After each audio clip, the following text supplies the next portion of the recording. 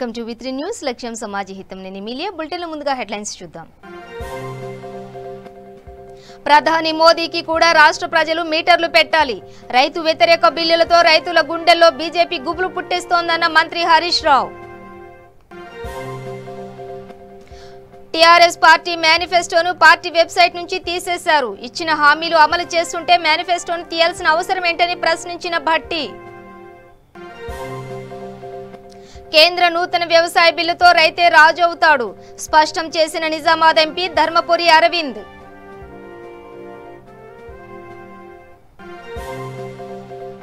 శ్రీవారి ఆలయ దర్శనంలో అన్యమతస్థుల డిక్లరేషన్ తీసేయాలని చెప్పలేదు మీడియా వక్రీకరించిందన్న టీటీడీ చైర్మన్ వైవి సుబ్బారెడ్డి సుదీర్ఘకాలం తర్వాత ఏపీలో పాఠశాలలు తెరుచుకున్నాయి అన్లాక్ 4.0లో భాగంగా 9, 12 తరగతుల వరకు అనుమతి ఇచ్చిన కేంద్ర ప్రభుత్వం ఇక డీటెయిల్స్ చూస్తే వ్యవసాయ బోరు మోటార్లకు కరెంటు మీటర్లు పెట్టాలనుకున్న చంద్రబాబుకు తెలంగాణ ప్రజలు మీటర్లు పెట్టి ఆంధ్ర ప్రాంతానికి తరిమినట్టే వ్యవసాయానికి కరెంటు మీటర్లు పెట్టాలనుకున్న ప్రధాని మోదీకి కూడా రాష్ట్ర ప్రజలు మీటర్లు పెట్టాలని మంత్రి హరీష్ రావు అన్నారు రైతు వ్యతిరేక బిల్లులతో రైతుల గుండెల్లో బీజేపీ గుబులు పుట్టిస్తోందని చెప్పారు కేంద్ర ప్రభుత్వ విధానాలను వ్యతిరేకిస్తూ ఏకంగా కేంద్ర మంత్రి రాజీనామా చేశారంటే ఆ బిల్లులు ఎంత ప్రమాదకరమో ప్రజలు అర్థం చేసుకోవచ్చని అన్నారు రాష్ట్రంలో రైతులకు ముఖ్యమంత్రి కేసీఆర్ ఉచిత కరెంటు ఇస్తున్నారు కానీ మీటర్లు బిగించి రైతుల నుంచి ముక్కు పిండి బిల్లులు వసూలు చేసేందుకు కేంద్ర ప్రభుత్వం సిద్ధమవుతోందని హరీష్ రావు అన్నారు దేశంలో రైతుల గురించి ఆలోచించే ఏకైక ముఖ్యమంత్రి కేసీఆర్ అని చెప్పారు కరోనా సమయంలో ప్రభుత్వానికి ఆదాయం రాకపోయినా రైతులు ఇబ్బంది పడకూడదనే ఉద్దేశంతో రైతు బంధు సాయాన్ని ముందుగానే బ్యాంకుల్లో వేశామని తెలిపారు ఏమని మన కేసీఆర్ ఏమో ఫ్రీ కరెంట్ ఇస్తా 24 గంటలు ఉచిత కరెంట్ ఇస్తా అని మన టీఆర్ఎస్ ప్రభుత్వం అంటే ఢిల్లీలో ఉండే బీజేపీ గవర్నమెంట్ బాయిల కాడ బోర్ల కాడ మీటర్లు పెడతాం ఇక బిల్ కలెక్టర్ పెడతాం నువ్వు ఎంత కరెంటు వాడినావో లెక్కలు తీస్తాము అంటుంది బీజేపీ వాళ్ళు మరి గట్ల చేస్తే మన రైతులు ఏం కావాలి ఇప్పుడు వెనకటి యాదుకుందో లేదో మీకు చంద్రబాబు నాయుడు కూడా గిట్లనే మీటర్లు పెడతా అన్నాడు అప్పుడు తెలుగుదేశం గవర్నమెంట్ ఉండగా చంద్రబాబు నాయుడు కూడా బాయిల కాడ బోర్ల కాడ మీటర్లు పెడతా అని తిరిగిండు ఆయనతో తెలంగాణ పబ్లిక్ అంతా కలిసిరు చంద్రబాబుకు మీటర్లు పెడితే పోయి పడ్డాడు ఆంధ్రలో పడ్డాడా లేదా మీటర్లు పెడతా అంటే చంద్రబాబు పని ఏమైంది ఆయనతో పోయింది మరి ఇప్పుడు బీజేపీ వాళ్ళు ఏమంటారు మీటర్లు పెట్టమంటారు మరి మనం ఏం చేయాలి ఇప్పుడు అందరం కలిసి వెనకట చంద్రబాబుకి ఎట్లా మీటర్ పెట్టామో ఇప్పుడు బీజేపీ వాళ్ళకు కూడా గట్ల మరి మొత్తం ఎక్కడికి తండా అంతా కలిసి మీటర్ పెట్టాలి ఇక పెడితే అప్పుడు మళ్ళీ చక్కగా తవ్వకత్తారు మరి ఇప్పుడు లేకపోతే బత్తరా మన రైతులు మన కేసీఆర్ ఏమో ఫ్రీ కరెంట్ ఇస్తానబట్టే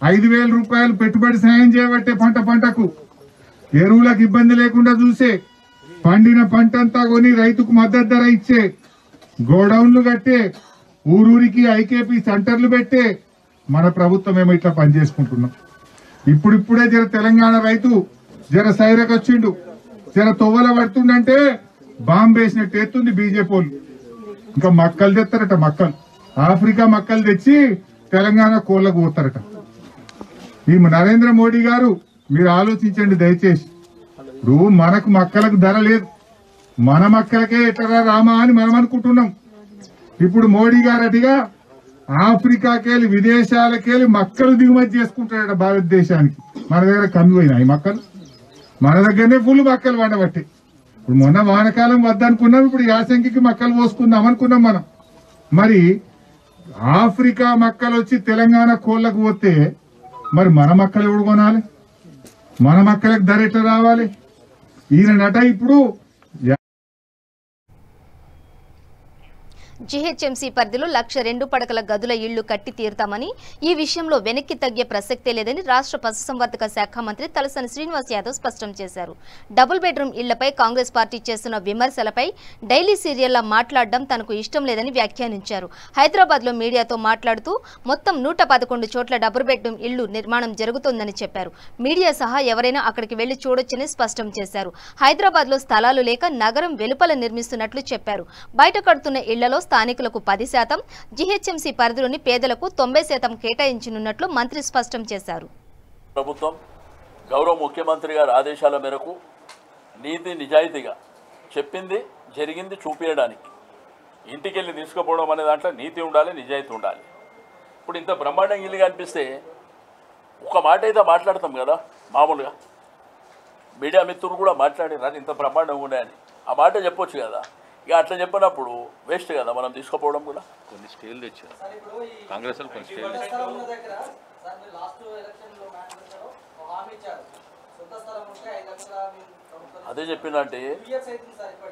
అదే చెప్పిన 2008 ఎలక్షన్ కమిట్మెంట్ అది. ఆ మధ్యలో 5-7 నెలల నుంచి 5.5-6 నెలల నుంచి కరోనా వైరస్ ఉన్నది.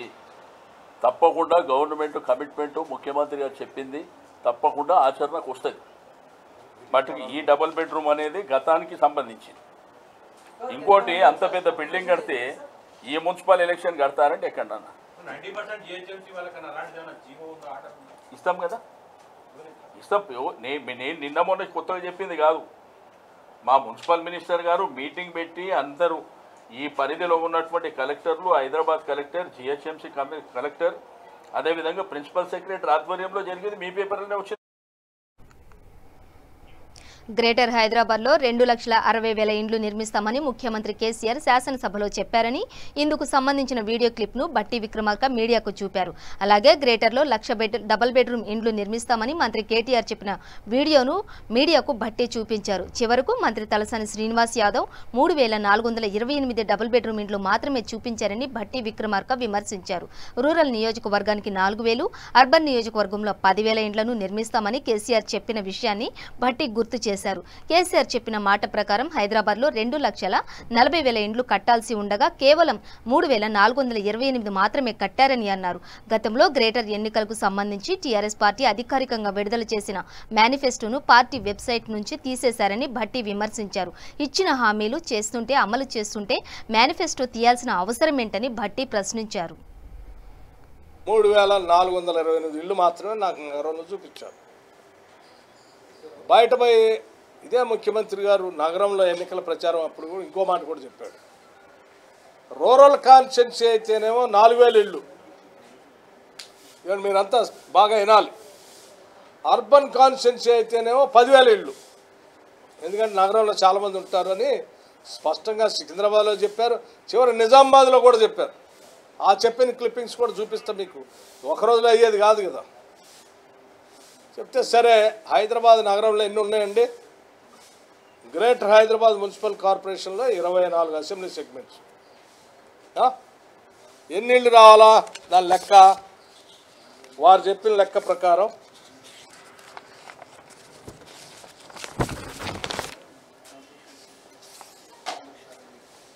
$2,40,000 ఇళ్ళ అంతేనండి.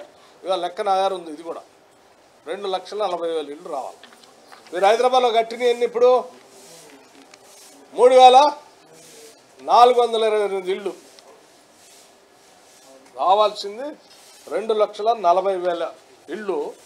వీరు హైదరాబాద్ మనకు చూపించింది 3,428 ఇళ్ళు. ఇప్పుడు బయటికి చెప్తూ ఉన్నారు. ఉదాహరణకి అది కూడా చెప్తాను. మహేశ్వరంలో ఏంటండి ఇళ్ళు చెప్పేది?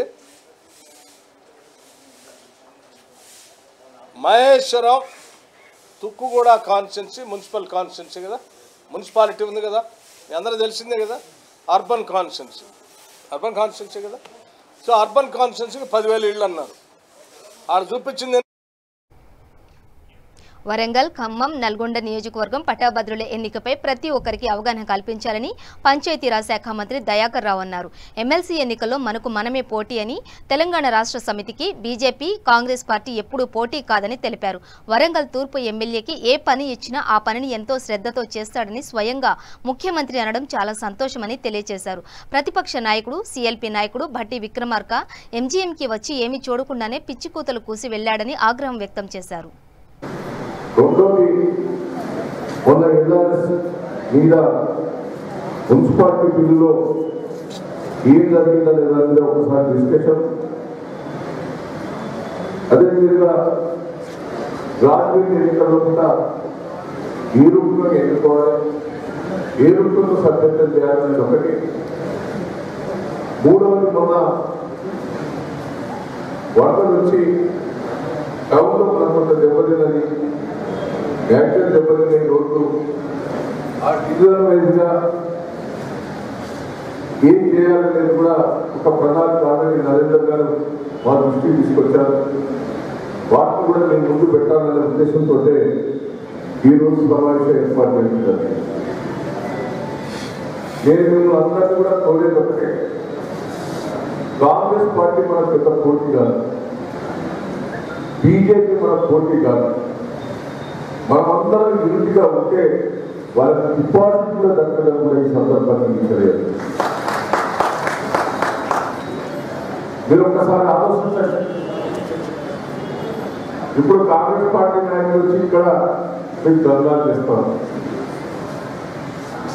2 ఏళ్ల బట్టి 2 సంవత్సరాలు 21 ఏళ్ళ నుంచి 2 సంవత్సరాలు కరువు వచ్చినా కూడా తెలంగాణలో రైతాంగం వ్యవసాయానికి ఇబ్బంది పడకుండా ఇలా భూమిలో నీళ్లు ఉన్నాయి. ఎట్లయితే మన నగలు బ్యాంకు లాకర్లో దాస్తామో ఇలా తెలంగాణ ప్రాంతంలో భూమిలో మనం నీళ్లు నిల్వ ఉంచుకున్నాం. అది పంచాయతీరాజ్ శాఖ నుండి ఇలా మిషన్ స్థాపించే కార్యక్రమం వేగవంతంగా తీసుకున్నాం. మిత్రులారా, ఢిల్లీ కూడా మాట్లాడుతున్నారు. ఢిల్లీలో కాదు, ఇలా ప్రజానీకంలో కూడా మాట్లాడుతున్నారు. కాబట్టి ఓటర్ మహాశయానికి మనము పట్టభద్రుల నియోజకవర్గంలో మనము వరంగల్, ఖమ్మము, నల్గొండ పట్టభద్రుల నియోజకవర్గం కాబట్టి కేంద్ర నూతన వ్యవసాయ చట్టం బిల్లుకు లోక్సభ, రాజ్యసభ ఆమోదం లభించిన నేపథ్యంలో బీజేపీ నేతలు హర్షం వ్యక్తం చేస్తున్నారు. నిజామాబాద్ బీజేపీ ఎంపీ ధర్మపురి అరవింద్ ఈ సందర్భంగా తెలంగాణ సీఎం కేసీఆర్, మంత్రి కేటీఆర్లపై విమర్శలు చేశారు. కేంద్ర నూతన వ్యవసాయ బిల్లుతో రైతే రాజు అవుతాడని, అందుకే ఈ బిల్లును చూసి సీఎం కేసీఆర్ ఉలిక్కి పడుతున్నారని వ్యంగ్యం ప్రదర్శించారు. కేటీఆర్ మార్కెట్ యార్డులతో కుమ్మక్కవుతున్నాడని, మార్కెట్ యార్డులో ఎంతో అవినీతి ఉందని అరవింద్ ఆరోపించారు. ఈ బిల్లు రాకతో మార్కెట్ యార్డులో తమ వాటా తగ్గుతుందని కేసీఆర్ ఆందోళన చెందుతున్నారని విమర్శించారు. రైతుల పరంగా ఇది ఓ వరం లాంటి బిల్లు అని, ఈ వ్యవసాయ బిల్లుతో దశాబ్దాల పాపాలు పోతాయని పేర్కొన్నారు. తన పంటను ఎప్పుడు ఎక్కడ అమ్ముకోవాలో రైతే నిర్ణయించుకునేందుకు ఈ బిల్లు వీలు కల్పిస్తుందని అన్నారు. రాష్ట్రాలు రైతులపై పన్నులు వేసేందుకు ఈ బిల్లు వీలు కల్పించిందని స్పష్టం చేశారు. ఎందుకు ఉలిక్కి పడ్డాడో మళ్ళీ చెప్తా మీకు. గెలుస్తే 2019లో అలా మేనిఫెస్టోలో పెట్టి కాంగ్రెస్ వాళ్ళు ఇదే చట్టాలు పెడతామని, ఇవాళ దీని మీద రభస చేస్తున్నారు పార్లమెంట్లో. ఇంత దిగజారిపోయిన రాజకీయాలు చేయబట్టే ఇవాళ గాంధీ కుటుంబం చరిత్ర పుస్తకాలలో మిగిలిపోయే స్థాయికి దిగజారిపోయింది. పారదర్శకంగా దేశవ్యాప్తంగా వాళ్ళు ఉత్పత్తి చేసిన పంట వాళ్ళు చూస్ చేసుకున్న మార్కెట్లో, వాళ్ళు ఏ మార్కెట్లో అమ్ముకోవచ్చో వాళ్ళు నిర్ణయించుకోవచ్చు. వాళ్ళకి ఏ మార్కెట్ నుంచి ఎక్కువ ధర వస్తుంది, ఏ ట్రేడ్ ఏరియా నుంచి, ప్లాట్ఫామ్ నుంచి ఎక్కువ ధర వస్తుంది, అక్కడనే అమ్ముకోవచ్చు. అయితే కల్వకుంట్ల చంద్రశేఖరరావుకి చదువు రాక కాదు, మొన్న విద్యుత్ చట్టం మీద చెప్పిన మభ్యపెట్టడం బాగా నేర్చుకున్నాడు.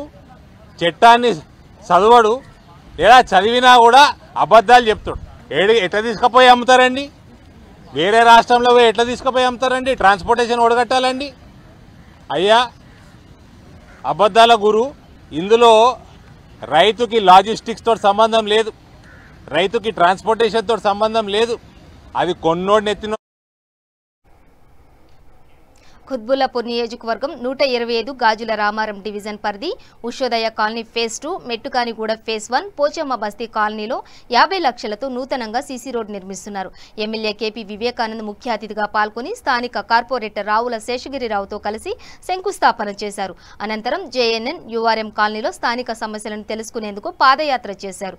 ఈ సందర్భంగా ఎమ్మెల్యే మాట్లాడుతూ ముఖ్యమంత్రి కేసీఆర్ నాయకత్వంలో, పురపాలక మంత్రి కేటీఆర్ మార్గ నిర్దేశకత్వంలో కుత్బుల్లాపూర్ నియోజకవర్గాన్ని అన్ని రంగాల్లో అభివృద్ధి పరుస్తున్నామన్నారు.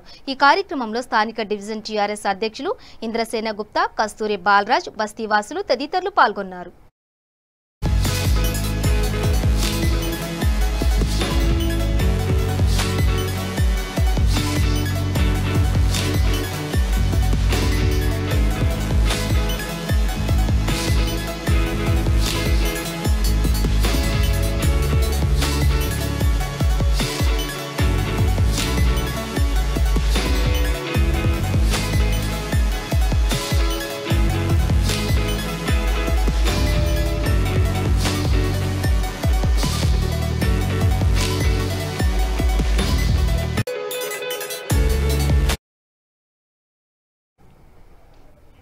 3 రోజుల కిందట సుమేధ అనే బాలిక నాలలో పడి చనిపోవడం జంట నగరాల్లో తీవ్ర విషాదం కలిగించింది. సుమేధ సైకిల్ తొక్కుకుంటూ వెళ్లి నేరేడ్మెట్ దీనదయాళ్ నగర్లో నాలాలో పడి ప్రాణాలు కోల్పోవడం రాజకీయ దుమారం రేపుతోంది. ఇది ముమ్మాటికి ప్రభుత్వ హత్యేనని కాంగ్రెస్ వర్గాలు ఆగ్రహం వ్యక్తం చేస్తున్నాయి. జీహెచ్ఎంసీ అధికారుల నిర్లక్ష్య వైఖరి కారణంగానే సుమేధ బలైపోయిందని కాంగ్రెస్ నేత దాసోజు శ్రవణ్ ఆరోపించారు.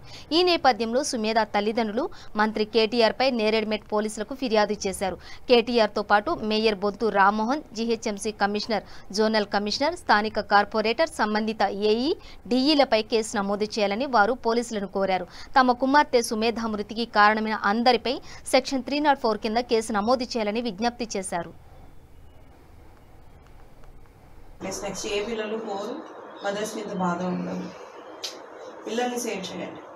Okay madam. Coming to directly చెప్తున్నాను, జిహెచ్ఎంసీ అనేది మున్సిపల్ కార్పొరేషన్ ఒక గవర్నమెంట్ బాడీ. దానికి ఏ పార్టీతోనూ, రూలింగ్ పార్టీ, అపోజిషన్ పార్టీ దేనితోనూ సంబంధం లేదు. సో వాళ్ళు చేయాల్సిన పనులు వాళ్ళు చేయాల్సిందే ఖచ్చితంగా. పబ్లిక్లో ఏదన్నా డెత్ అయితేనో, పబ్లిక్ క్రిమినల్ కేసులు మేము పెడతామని బెదిరిస్తేనో, ఇంకేదన్నా ప్రొటెస్ట్ చేస్తేనో మీరు వర్క్ చేస్తారా? మీకు అలాగే మంత్లీ శాలరీస్ వస్తున్నాయి. మేము నార్మల్ ఎంప్లాయీస్ శాలరీస్కి ఇంత కష్టపడి వర్క్ చేస్తున్నాం. మీ వర్క్స్ మీరు చేయలేరా టైంకి? దానికి ఒకళ్ళు వచ్చి మిమ్మల్ని ప్రతిసారి చేశారా, మా పిల్లలు చచ్చిపోతున్నారు అప్పుడే మీరు వచ్చి చేస్తారా అని మేము కంప్లైంట్స్ రేస్ చేయాలా? క్రిమినల్స్ కేసు పెడితేనే మీరు చేస్తారా? అలా అయితే మీ మీద 100 లక్షల క్రిమినల్ కేసెస్ పెట్టాల్సి వస్తుంది. కొన్ని ఏరియాస్ మాత్రమే పట్టుకొని మీరు అనకూడదు అంటే ఆ కొన్ని ఏరియాస్ ఎక్కడో కూర్చున్న హయ్యర్ అఫీషియల్ చూడలేదనే కదా దాన్ని సాగ్రిగేట్ చేసి కార్పొరేటర్స్ అని, ఎమ్మెల్యేస్ అని, ఎమ్మెల్సీస్ అని వాళ్ళకంటూ డివైడ్ చేసి ఇచ్చారు ఏరియాస్ని. సో ఉన్నవాళ్ళు వాళ్ళన్నా డివైడ్ చేసిన ఏరియాస్ని చూసుకోవాలి కదా. దెన్ గినేజ్ అనే లొకేషన్ అని ఎలా అంటారు మీరు? ఆ లొకేషన్స్ ఎక్కడో వచ్చిన హైయర్ అఫీషియల్స్ చూడలేరు, కరెక్టే. వాళ్ళ కింద ఉన్న వాళ్ళు మానిటర్ చేసుకోవాలి కదా. ఇప్పుడు ఏఈడిఎల్ మీద యాడ్ చేస్తాము అన్నారు. ఏఈడిఎల్ అనేది అది లోయర్ స్టాఫ్. సో వాళ్ళని మానిటర్ చేసేవాళ్ళు ఎవరు? నెక్స్ట్ హైయర్ పొజిషన్స్, వాళ్ళు కూడా రెస్పాన్సిబుల్ అయిన దానికి. వాళ్ళ నుంచి ప్రెషర్ లేక వీళ్ళు చేశారా, వీళ్ళు చేసింది వాళ్ళకి తెలియలేదా, ఇవన్నీ నార్మల్. శ్రీవారి వార్షిక బ్రహ్మోత్సవాలలో భాగంగా శ్రీనివాసునికి స్నపన తిరుమంజన సేవ అత్యంత వేడుకగా జరిగింది. ఆలయంలోని రంగనాయకుల మండపంలో ప్రత్యేక వేదికపై ఆసీనులైన శ్రీదేవి భూదేవి సమేత మలయప్ప స్వామివారికి వేద మంత్రోచ్చరణల మంగళ వాద్యాల నడుమ కంకణ భట్టార్ గోవింద ఆచార్యులు ఈ కార్యక్రమానికి శాస్త్రోక్తంగా నిర్వహించారు. దాదాపు 2 గంటల పాటు జరిగిన స్నపన తిరుమంజనం కార్యక్రమంలో పలు రకాల సుగంధ ద్రవ్యాలతో ఉత్సవమూర్తులకు అభిషేకం నిర్వహిస్తూ ప్రత్యేక మాలలను అలంకరించారు. వివిధ రకాల సాంప్రదాయ పుష్పాలు, కట్ ఫ్లవర్స్, అపురూపమైన ఉత్తమ జాతి పుష్పాలు, ఆస్ట్రేలియా బత్తాయి, ద్రాక్ష గుత్తులతో సర్వాంగ సుందరంగా అలంకరించారు. శ్రీవారి మూల విరాట్టు దర్శనానికి వెళ్తున్న భక్తులు ఈ అలంకరణను చూసి మంత్రమగ్ధులయ్యారు.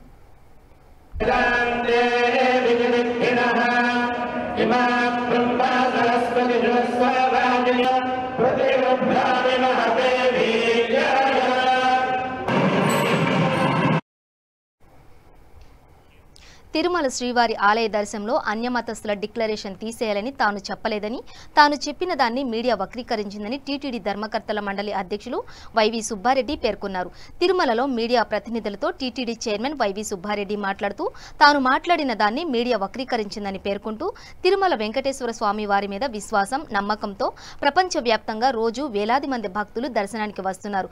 ముఖ్యమైన పర్వదినాలలో రోజుకు 80,000 నుంచి 1,00,000 మంది కూడా స్వామివారి దర్శనానికి వస్తారు. వీరిలో వివిధ మతాలకు చెందిన వారు ఉంటారు. వారందరినీ డిక్లరేషన్ తప్పనిసరిగా ఇవ్వాల్సిందని అడగలేము కదా అని మాత్రమే పేర్కొన్నట్లు చైర్మన్ వైవి సుబ్బారెడ్డి తెలిపారు. స్వామివారి బ్రహ్మోత్సవాలు జరుగుతున్న సమయంలో ఇలాంటి అనవసర వివాదాలు సృష్టించవద్దని విజ్ఞప్తి చేశారు.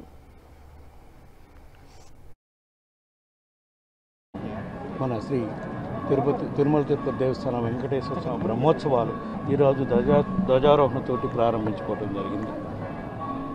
అత్యంత వైభవంగా ఈ కార్యక్రమం జరిపించడం జరిగింది. సాంప్రదాయం ప్రకారం, ఆగమశాస్త్రాల ప్రకారం. ఓన్లీ మనం మిస్ అవుతుంది ఏంటంటే భక్తులకి ఈ కార్యక్రమాన్ని పార్టిసిపేట్ లేకుండా ఏకాంతంగా బ్రహ్మోత్సవాలు నిర్వహించడం అనేది ఏ పరిస్థితుల వల్ల జరిగాయో మీకు అందరికీ కూడా తెలుసు. ఈ కరోనా వ్యాప్తి చెందుతున్న దృష్ట్యా బ్రహ్మోత్సవాలు ఏకాంతంగా నిర్వహిస్తూ ఈరోజు ధ్వజారోహణ కార్యక్రమం ముగించుకోవడం జరిగింది.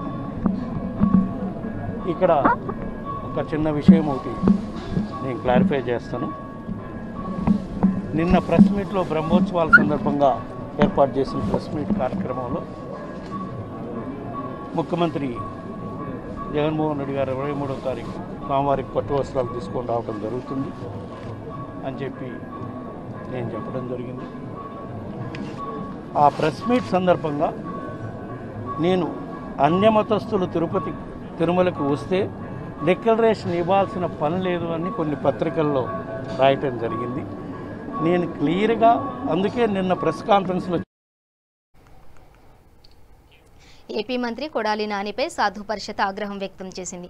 తిరుమల శ్రీవారిని దర్శించడంపై రగడ కొనసాగుతున్న తరుణంలో తిరుమలకు వచ్చే అన్యమతస్థుల డిక్లరేషన్ అంశంపై వివాదాస్పద వ్యాఖ్యలు చేయడాన్ని ఏపీ సాధు పరిషత్ అధ్యక్షుడు శ్రీనివాసానంద సరస్వతి ఆగ్రహం వ్యక్తం చేశారు. హిందూ సాంప్రదాయాన్ని భ్రష్టు పట్టించేలా వ్యవహరిస్తున్నారని ఆందోళన వ్యక్తం చేశారు. దేవాలయాలపై దాడులు జరుగుతున్న తరుణంలో బాధ్యతారాహిత్యంగా వ్యవహరించడంపై అసహనం వ్యక్తం చేశారు.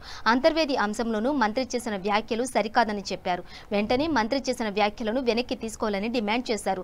అంతకుముందు మంత్రి కొడాలి నాని చిత్రపటాన్ని తొక్కుతూ హైందవ సంఘాలు నిరసన వ్యక్తం చేశాయి.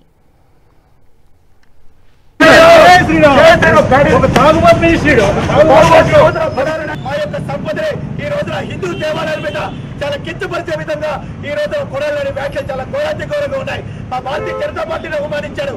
అదేవిధంగా ఈ రాష్ట్రంలో హిందువులుగా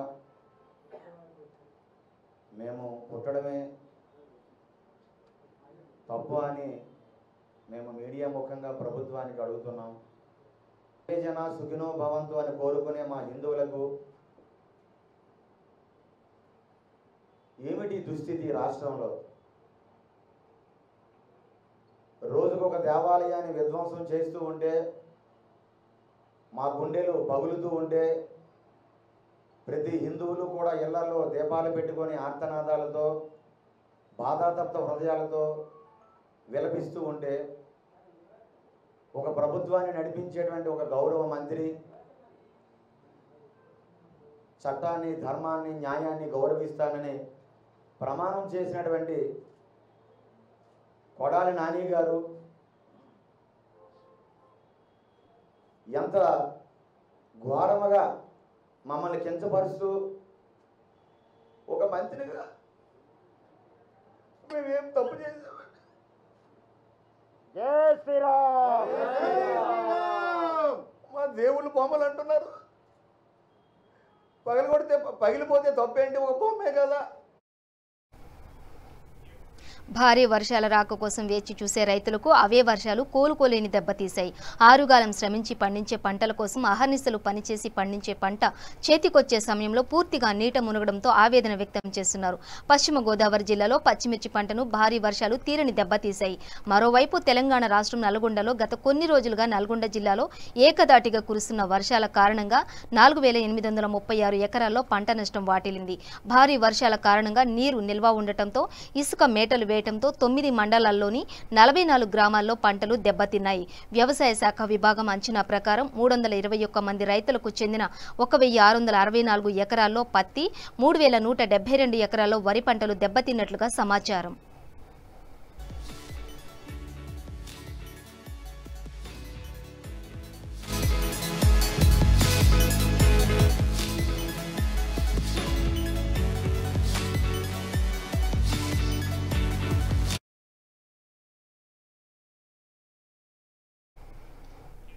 సుదీర్ఘ కాలం తర్వాత ఏపీలో పాఠశాలలు తెరుచుకున్నాయి. అన్లాక్ 4.0లో భాగంగా ఈ నెల 21 నుంచి 9 నుంచి 12 తరగతుల వరకు క్లాసులు నిర్వహణకు కేంద్ర ప్రభుత్వం అనుమతి ఇచ్చిన నేపథ్యంలో రాష్ట్రంలో బడులు తెరుచుకున్నాయి. కంటైన్మెంట్ జోన్లకు వెలుపల ఉన్న ప్రభుత్వ ఎయిడెడ్ ప్రైవేట్ విద్యా సంస్థ క్లాసులు ప్రారంభించాయి. మొదటి రోజు టీచర్లందరూ విధులకు హాజరయ్యారు. 22 నుంచి ఆన్లైన్ బోధన, టెలికౌన్సిలింగ్, విద్యావారిధి తదితర కార్యక్రమాల కోసం సగం మంది ఉపాధ్యాయులు విధులకు హాజరవుతారు.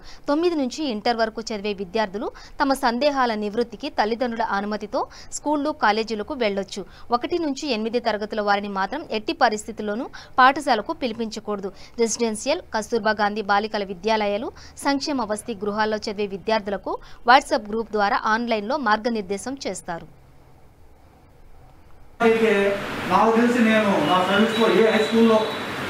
అందరికీ నమస్కారం. జిల్లా పరిషత్ బాలబడి పాఠశాల ప్రధాన ప్రతినిధిగా నేను మాట్లాడుతున్నాను. మనకు పాఠశాల విద్యాశాఖ ఉత్తర్వుల ప్రకారం ఈ రోజు నుంచి 9, 10 తరగతులకు పాఠశాల ప్రారంభమవుతుంది.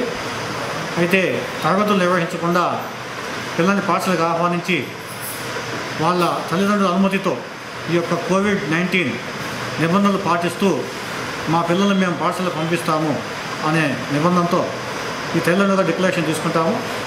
దాని ప్రకారం పిల్లలకి ఏదైతే ఆన్లైన్ క్లాస్ జరుగుతున్నాయో ఆ తరగతులు ఎట్లా మనం నోట్ చేసుకోవాలా. కడప జిల్లాలో 2 వర్గాలు పరస్పరం దాడికి దిగాయి. రైల్వే కోడూరు గ్రామ సచివాలయంలో ఓ దళిత వర్గంపై మరో వర్గం వారు దాడి చేశారు. ఈ క్రమంలో కొంతమందికి తీవ్ర గాయాలయ్యాయి. ఉపాధి హామీ విషయంలో ఒకే వర్గానికి ప్రాధాన్యత ఇస్తూ ఇంకో వర్గాన్ని విస్మరించడంతో ఘర్షణ చోటు చేసుకుంది. దీంతో ఓ వర్గం మరో వర్గంపై కక్ష పెంచుకుని దాడికి యత్నించింది. దీనిపై పోలీసులు కేసు నమోదు చేసుకుని దర్యాప్తు ప్రారంభించారు.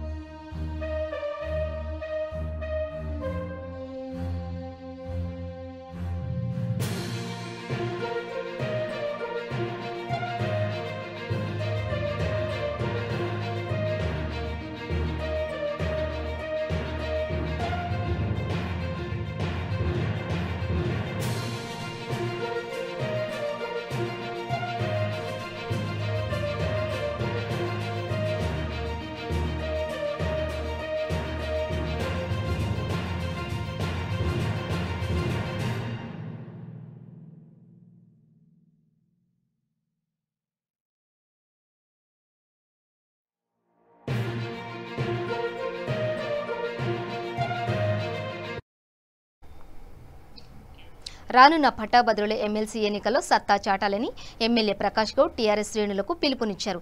ఎమ్మెల్సీ ఎన్నికల్లో మహబూబ్ నగర్, రంగారెడ్డి, హైదరాబాద్ స్థానాన్ని టీఆర్ఎస్ పార్టీ కైవసం చేసుకుంటుందని రాజేంద్రనగర్ ఎమ్మెల్యే ప్రకాష్ గౌడ్ ధీమా వ్యక్తం చేశారు. బండ్లగూడ జాగీర్ మున్సిపల్ కార్పొరేషన్ పరిధిలో గల జీఆర్కే గార్డెన్స్ లో ముఖ్య కార్యకర్తల సమావేశం నిర్వహించారు. ఈ సందర్భంగా ఎమ్మెల్యే కార్యకర్తలకు దిశానిర్దేశం చేశారు. ప్రభుత్వ సంక్షేమ పథకాలను విద్యార్థుల దృష్టికి తీసుకెళ్లాలని సూచించారు. ఈ కార్యక్రమంలో Bandlaguda Jagir municipal corporation mayor Burra Mahender Goud, deputy mayor Rajender Reddy, Narsing municipal chairman Rekha Yadagiri, vice chairman Venkatesh మరియు మండల పార్టీ ప్రెసిడెంట్, మున్సిపల్ పార్టీ ప్రెసిడెంట్లు, కార్పొరేటర్లు, కౌన్సిలర్లు, కోఆప్షన్ సభ్యులు, ప్రజాప్రతినిధులు, సీనియర్ నాయకులు మరియు కార్యకర్తలు పాల్గొన్నారు.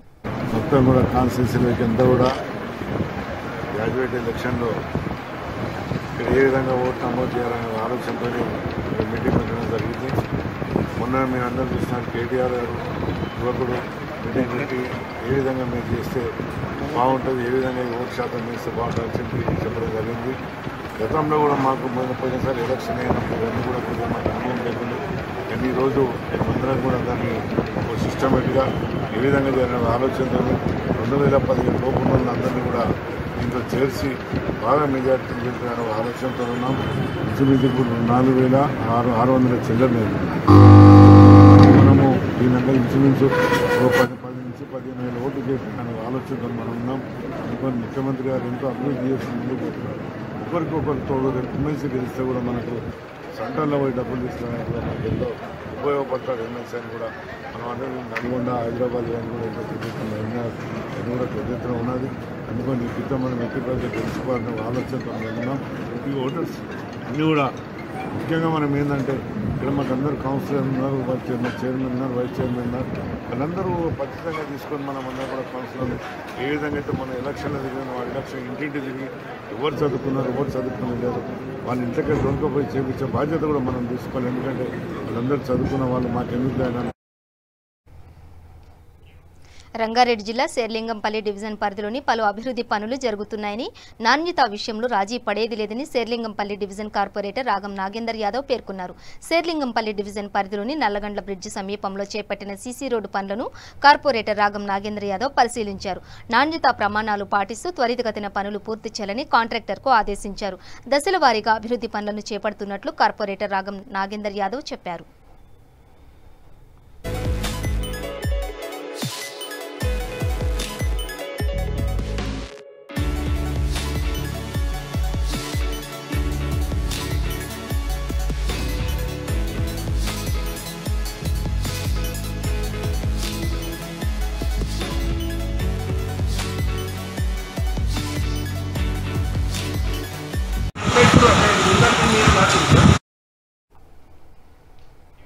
బులెటిన్ ముగించే ముందు హెడ్లైన్స్ మరోసారి. ప్రధాని మోదీకి కూడా రాష్ట్ర ప్రజలు మీటర్లు పెట్టాలి. రైతు వ్యతిరేక బిల్లులతో రైతుల గుండెల్లో బీజేపీ గుబులు పుట్టిస్తోందన్న మంత్రి హరీష్ రావు. టీఆర్ఎస్ పార్టీ మేనిఫెస్టోను పార్టీ వెబ్సైట్ నుంచి తీసేశారు. ఇచ్చిన హామీలు అమలు చేస్తుంటే మేనిఫెస్టో తీయాల్సిన అవసరమేంటని ప్రశ్నించిన భట్టి.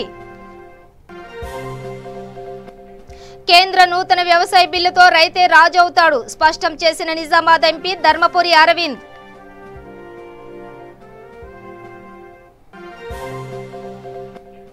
శ్రీవారి ఆలయ దర్శనంలో అన్యమతస్థుల డిక్లరేషన్ తీసేయాలని చెప్పలేదు. మీడియా వక్రీకరించిందని టీటీడీ చైర్మన్ వైవి సుబ్బారెడ్డి. సుదీర్ఘకాలం తర్వాత ఏపీలో పాఠశాలలు తెరుచుకున్నాయి. అన్లాక్ 4.0లో భాగంగా 9 నుంచి 12 తరగతుల వరకు అనుమతి ఇచ్చిన కేంద్ర ప్రభుత్వం. ఇవి బులెటిన్ డీటెయిల్స్. చూస్తూనే ఉండండి V3 న్యూస్, లక్ష్యం సమాజహితం.